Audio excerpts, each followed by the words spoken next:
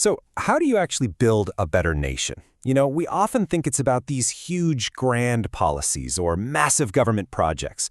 But what if the real blueprint, the real secret, starts somewhere much smaller, somewhere a lot closer to home? Today, we're going to break down a really powerful idea that says, hey, the responsibility for change, it's right back on our shoulders. Let's dive in and see how it all works. Okay, this right here, this single sentence is the absolute core of the entire philosophy.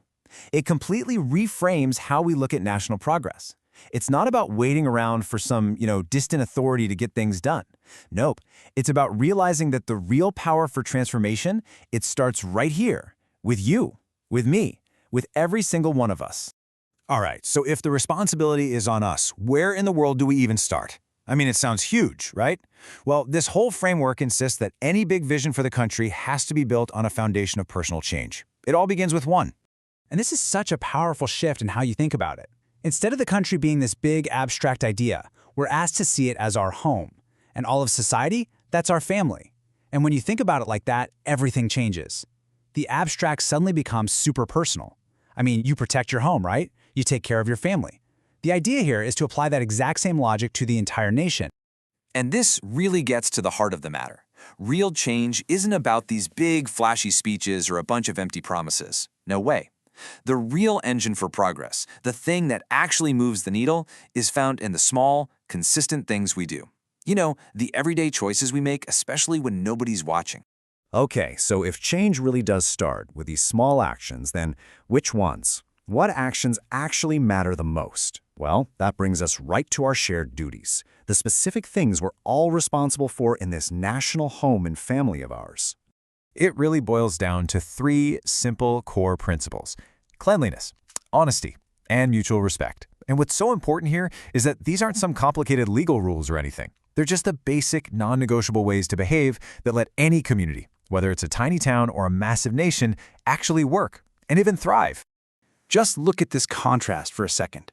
On one side, you've got all the labels that, let's be honest, so often create friction and problems: caste, religion, language, where you're from. But on the other side, there's just one single unifying identity: a human being. It's a really clear message, right?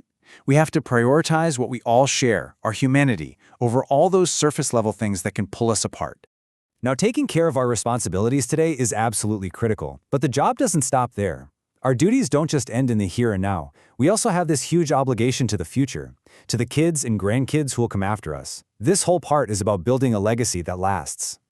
And the plan for tomorrow is pretty straightforward, really. It has two parts.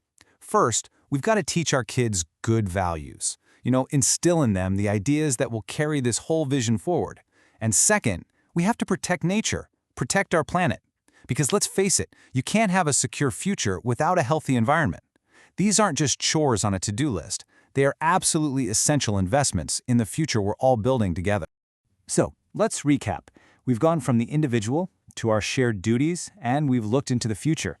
Now we get to see how it all comes together in what might be the most crucial step of all: creating a collective resolve. And it all starts with what is probably the hardest step: making a personal commitment.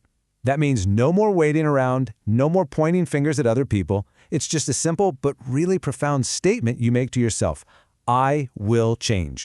And from that one personal promise, the idea just naturally starts to grow. I becomes we. It turns into this shared invitation, a real call to action for our friends, our neighbors, everyone in our community. Suddenly it's, let's change. Let's do this together. And this is where we get to the really hopeful conclusion. See, when enough people decide, I will change, and that turns into a massive chorus of let's change, well, the outcome is basically inevitable. The country will change. It's not magic, it's just the natural result of all of us acting together. So, as you can see, this isn't just some plan to sit back and watch. It's really like a mirror being held up to every single one of us. And it all ends with a direct challenge. A question that's left for you and for me to answer. What is your role in this blueprint?